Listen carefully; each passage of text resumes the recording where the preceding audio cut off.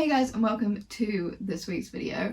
I had planned a really fun outdoor video challenge thing, but then my car broke down yesterday, so that is no longer happening, and I've had to think on my feet because this needs to be up very, very soon.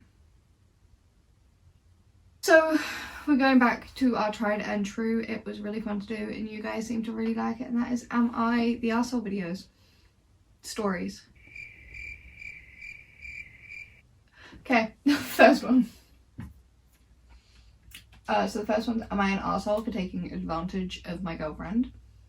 My girlfriend and I have been together for 3 years. Since we started dating, we have a tradition of paying for each other for dinner for our birthdays. We don't have a limit on how much the meal would cost. My girlfriend doesn't drink. She mostly has a mocktail or sparkling water. I usually pay $100 to $150 for both of us on her birthday dinner. Mine was 2 days ago and we went out. I drink, which my girlfriend doesn't like and she thinks is a waste of money. But it's my birthday and she agreed to pay for everything.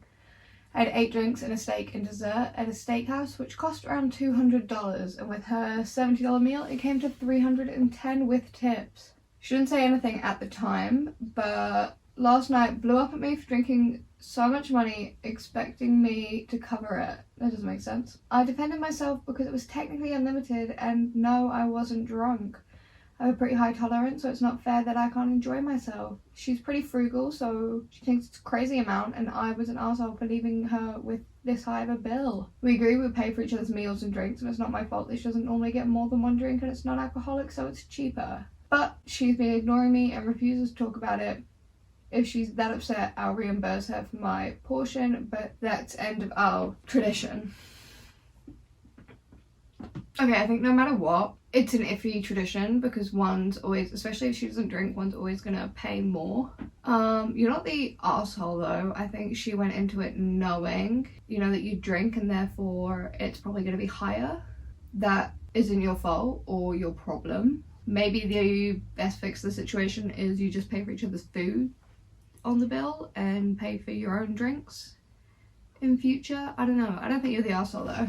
I see where she's coming from, but I don't think that you're the arsehole.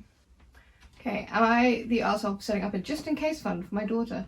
My daughter has been married to her husband for 3 years and they've recently had their first child. The entire time they've been married, she's been a housewife and now she's a stay-at-home mom with no plans to return to work. I think that's fine and have been supportive. I also know that she and her husband both have sizable life insurance policies, so if God forbid one dies, they'll be okay.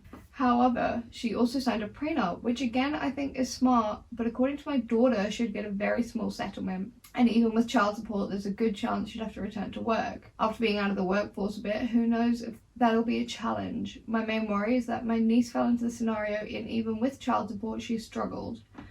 So my husband, her father, and I have set up a just in case account. If she and her husband divorce, she'll have money to fall back on just in case. They remain married past the time my husband and I die. It'll just be added to what she'll inherit. I didn't intend on telling her about it unless it happened, but my husband pointed out that if she was ever in a situation where she wanted to leave but worried she financially couldn't, it'd be good for her to know she had a plan B. So we told her and she was a little surprised. She said she appreciated but felt we were rooting against her. So we love her and her husband and hope they have a long, healthy marriage. We've always been supportive, but this is similar to a prenup, a just in case, a last resort. Oh, she told her husband and he's pissed us, saying that if we don't trust him. I said it's looking out for our daughter and really it's no different from the prenup. I just added that he'll always want to protect his daughter, we'll always want to protect ours. I mean, I think that's great. They haven't said that they're expecting the divorce. They've even said that if they stay married they'll inherit the money, so it's going to her daughter no matter what. The question is just when, whether it happens through divorce, whether it happens when it's inherited. I wouldn't be mad about it at all. You're not the arsehole for doing that. I think it is, I can see why it can be a little bit butthurty. It could be like, oh yeah, I'm planning for divorce, putting that out in the universe and half expecting it if I'm doing something to preactively work on it. But that's not the case completely. It's more of it is just a just in case. So no, I don't see any issue with that. You're not an arsehole. This is going different to last time. I feel like last time everyone was the arsehole. Oh, this is a bit of a long one. Do I need to turn the light on? There's overhead lighting. I, 34 female, have had a difficult relationship with my mother. Actually, you know what I want to do? Is that cool? Is that fun? I, 34 female, have had a difficult relationship with my mother. She had me when she was 17 and was addicted to various substances when I was growing up. She'd leave me with whoever would watch me for days on end, and I'd end up mostly raising myself. I left home at 18 and 16. Sorry, I'm not wearing my glasses or contacts, so I am struggling. I left home at 16 and couch surfed with various friends until I was able to get my own place. At 25, I met my now husband and we got married 3 years later. His family is the polar opposite of mine and are incredible, so loving and warm. I honestly consider his parents mine and call them mum and dad. They also happen to be quite well off, but that isn't something I care about. I mention it because it matters to the story. Last year, my mother reached out to me after a decade of not speaking to her, wanting to reconnect and introduce me to my little sister who was 2 years old. I was confused as I hadn't even known she'd been pregnant, but it seems like she'd been a change of life baby. Thought maybe she'd turn over a new leaf, and if not, I wanted to make sure the kid was okay. At first, it seemed like things had changed and she was trying. The solution lasted for the first few visits over 6 months. Then she broke down, told me she couldn't do this, and asked me to take my sister. My husband and I had a long talk about it. We've been struggling with fertility and have been considering adoption anyway. We told her if we were doing this, we were doing it right. We had his family's lawyers ensure it was legal adoption and airtight, which took several months. My in-laws adore her and consider her their granddaughter. They've even set up a trust fund for her. We've allowed my mother one supervised visit per month so that she's not totally cut off from my sister. But it was during these visits things went badly. She saw how she was dressed and the toys she had and realized they were expensive. She began to rip into us for hiding the fact that we have money, and how we'd just given her money she would not have given us my sister, as she could have taken better care of her. I told her, well, we have some money, it's mostly my husband's parents' money, not ours, so she had no right to know about it. Also that I wouldn't have given her money anyway, as I didn't trust her. She broke down calling me a selfish bleep. Can you swear on YouTube now? Broke down calling me a selfish bitch who'd never consider how hard things were for her. Am I the arsehole for keeping this from her? No. It's not her business, it's not her. She has no reason to know about it. Why tell her? Especially if you think she's gonna do something dumb with it and you don't trust her with it. The kid is probably in better hands with you anyway, so why feel bad for hiding your in-laws' money? It's not yours to give away to her anyway. You're not the arsehole. Your mum's an asshole. Am I the arsehole for refusing to go back to my originally assigned seat on the plane? I was 31 female, travelling today with my 19th month. I bit my tongue earlier today and it's kind of swollen and I have lost the ability to talk properly. I, 31 female, was travelling today with my 19-month-old son on a plane on a 3-hour flight. My son being under 2, has to sit on my lap.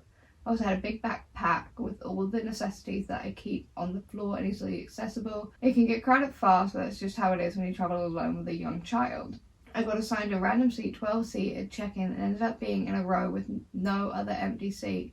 Although I appreciate it when there is an empty seat next to me, as it greatly improves our flight experience, it's not an expectation, and I have and I never will ask for it at checkout. Once boarding was completed, but before takeoff, a flight attendant came to me and offered us to move 3 rows up because there were 2 seats available and that they usually try to accommodate people with young infants. I was delighted and accepted right away. The flight attendant helped me move my things and explain the situation to the other passenger on row 9. The passenger did not appreciate it at all. She started complaining to the flight attendant that she was planning to sleep on the flight, but that it would be impossible to now. That she specifically chose this seat while checking online because the row was empty and it's going to be a nightmare now. Flight attendants simply explained that both my seats, old and new, are standard, that the woman only paid for her own seat and their policy is to try and accommodate young parents if possible. The woman then told me that I should be ashamed to impose all of this noise on people that are just trying to enjoy their flight, especially since it wasn't even my seat and I didn't pay for it. Honestly, I'm really not good with confrontation. I usually end up crying or apologising, so I just ignored her all the way as if she didn't speak at all. That got her even more angry, but she finally stopped complaining after a while. My son ended up crying only once. I got some stinky eye and other rude comments, but all in all, the flight was way more comfortable for us this way. So I don't really regret switching seats, but I do wonder if I'm the asshole. It is true that I didn't pay for that seat and that it wasn't my originally assigned seat. No, if you'd moved of your own volition and like just kind of got up and be like, oh, there's 2 empty seats over there, then yeah, you'd be the asshole, but you didn't, so you're not. So another quick one, because this light is disappearing quickly. Oh, here's a really short one. Am I the asshole for ruining my daughter's life? I have an 11-year-old daughter. We gave her a phone 2 years ago. It was an old iPhone 8 of mine. She mainly used it for calling, texting with friends and social media. Recently, she's been wanting a new phone because her phone was old and all her friends have new phones. So I thought the iPhone 13 would be a good option as it's $600, has a good camera/battery life, and looks the same as every other phone. But she specifically wanted the 15 Pro Max because apparently it plays console level games and it has a 120Hz display. I didn't even know that. My daughter is a gamer and has always complained about her phone not being able to game properly as it's old. Did already tell her that she'd be getting a 13, but she's adamant on the 15 Pro Max, which doubles the cost. I honestly think it's a waste of money and said no. My daughter then got mad at me and said I'm ruining her life and that her best friend has a 15 Pro Max. My wife is considering we get the phone and tell my daughter it's a big gift.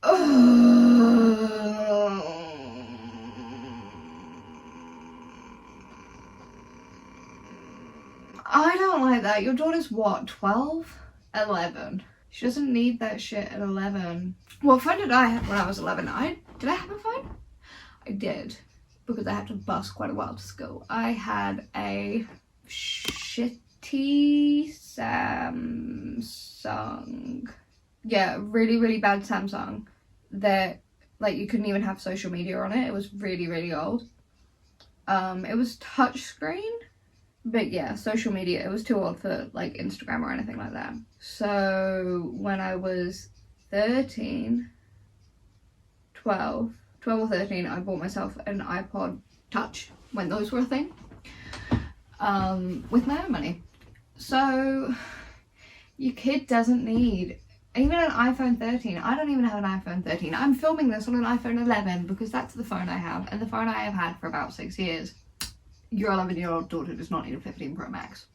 She doesn't even need a 13. If she wants to game, it would be so much cheaper to just buy her, like if that's the main issue and you want to save money, like I still wouldn't recommend it, but you could just buy like an Xbox in there for 13. I think those two together would still be significantly cheaper than buying an iPhone 15 Pro Max.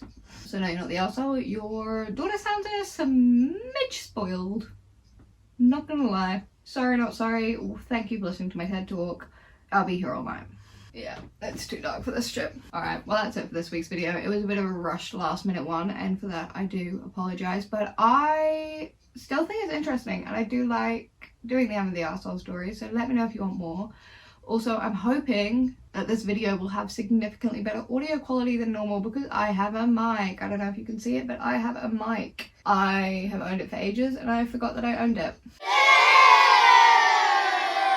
But that's here. That should be picking up my voice fine because it is a very expensive mic and I was going to say render distance, whatever you call it, is on max, like the how far away it will hear things is on max. Yeah, well that's it for this week's video. Hopefully I can do the video I am planning for next week. We will see how my car fares because there's a lot wrong with it. It's going to the garage tomorrow, so I'm currently basically quarantined because I can't go anywhere without my car. Alright, well I hope you enjoyed. Let me know what else you want to see. Like, comment, subscribe, give me validation, all of that shite, and I will see you guys next week. Bye.